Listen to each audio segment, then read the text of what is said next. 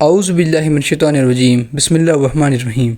अस्सलाम वालेकुम मेरे व्यूवर्स, जैसा कि हमें पता है लास्ट वीडियो में हमने दज्जाल कौन है इसके मुतालिक बात की थी और हमें ये पता चला था कि दज्जाल एक इंसान है और कोई और मखलूक नहीं है। और आज की इस वीडियो में हम ये जानेंगे कि दज्जाल फ़िलहाल कहाँ है। तो ये जानने के लिए बने रहिए इस वीडियो में। मेरा नाम है यासिर परवेज़ और आप देख रहे हैं दज्जाल सीरीज़ का एपिसोड 2। सबसे पहले हम इस बात का पता लगाते हैं कि दज्जाल कहाँ है, और हर बार की तरह इस बात का पता भी हमें नबी अलैहिस्सलाम की सही हदीस से चलेगा। और अब मैं आपको एक हैरत अंगेज़ हदीस सुनाने वाला हूँ जिससे हमें ये मालूम हो जाएगा कि दज्जाल फ़िलहाल कहाँ है। ये हदीस सही मुस्लिम में मौजूद है और इसका नंबर है 2942C। इस हदीस में एक सहाबा किराम का वाक़या है और उनका नाम है हज़रत तमीम अल-दारी रज़ियल्लाहु ताला अन्हु। और इस हदीस में क्या बात है वो मैं आपको आसान लफ्ज़ों में बयान करके बता देता हूँ। तो एक दफ़ा एक सहाबी जिनका नाम तमीम अल-दारी था वो नबी अलैहिस्सलाम को एक वाक़या सुनाते हैं। ये वाक़या जब का है जब वो क्रिश्चियन थे और समंदर में खो गए थे। जब नबी अलैहिस्सलाम ने वाक़या सुना तो वो तमीम अल-दारी को लेकर सभी सहाबा किराम के पास आ गए और हज़रत तमीम अल-दारी से कहा कि जो वाक़या तुमने मुझे सुनाया वो इनको वैसे ही सुनाओ। और वो सुनाने लगे कि एक दफ़ा हम समंदर में आगे बढ़ रहे थे, लेकिन फिर एकदम से खामोश लहरें तेज़ हो गईं। मौसम बिगड़ने लगा, लहरें हमारे जहाज़ को उलट पलट कर रही थीं। हम समंदर में खो गए और 30 दिनों तक भटकते रहे। फिर 30 दिनों तक भटकने के बाद हम एक अनजान जजीरे पर पहुंच गए। हमें नहीं पता था कि हम कहाँ हैं। हम आगे बढ़े और वहाँ हमें एक ऐसी मखलूक मिली जिस पर बेइंतहा बाल थे, मानो जैसे वो मखलूक बाल ही से बनी हो। उसने हमें अपना नाम अल-जस्सासा बताया और हमने कहा कि हम अरब से आए हैं।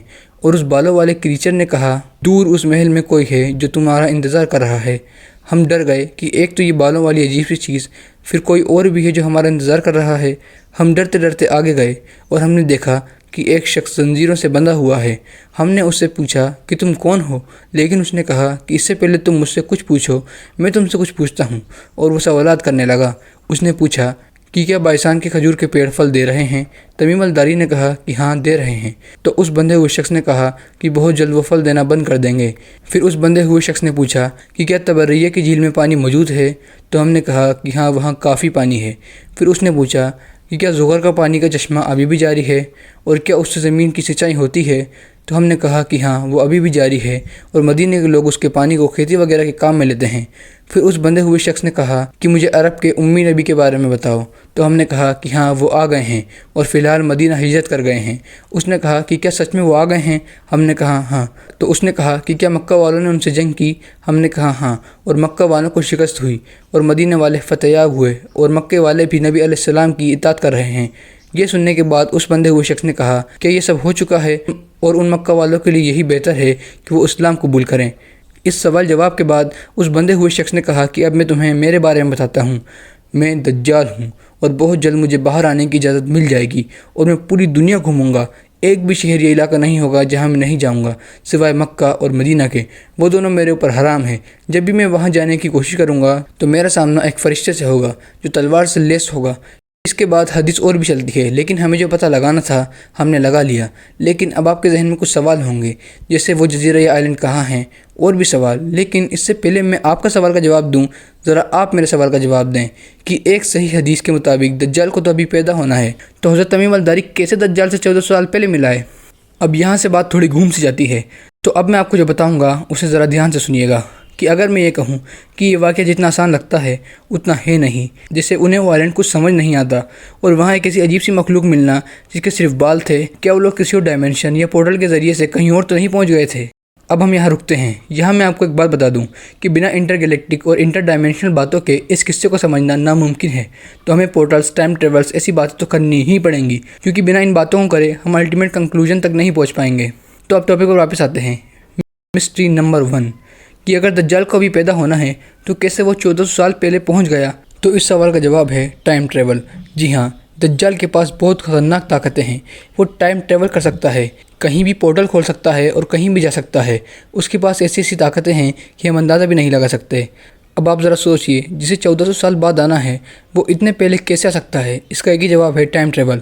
हो सकता है कि वो अलग अलग जगह टाइम ट्रेवल करता हो और जब वो उस पर्टिकुलर टाइम में गया तो अल्लाह ने उसे कैद कर दिया ताकि वो आगे जाके ज़ाहिर हो सके। मिस्ट्री नंबर 2 कि वो आइलैंड कहाँ है जहाँ हज़रत तमीम अल-दारी पहुँच गए थे? اب یہ جاننے سے پہلے میں آپ کو بتا دوں کہ وہ آئی لینڈ اس دنیا میں نہیں ہے۔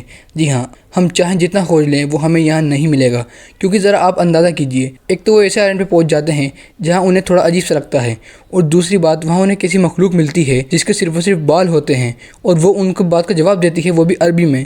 اس دنیا میں ایسا کون سا جانور ہے جو کسی کی بات کا اس کی زبان میں جواب دے؟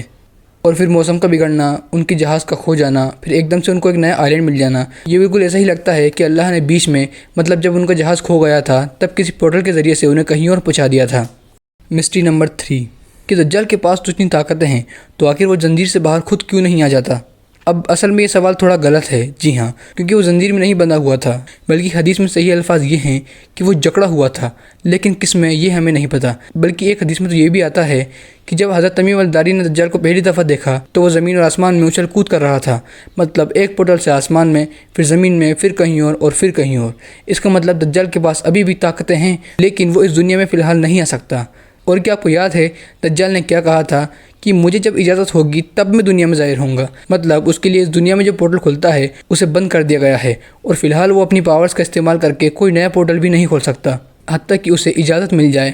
اور تو اور اس کے پاس ایسی طاقتیں ہیں کہ وہ خود ایک بچے کی شکل میں اس دنیا میں پیدا ہوگا، وہ بھی جان بوجھ کر۔ اب آپ لوگ یہ سوچ رہے ہوں گے کہ وہ اتنا طاقتور ہے تو اسے بچے کے روپ میں پیدا ہونے کی کیا ضرورت ہے؟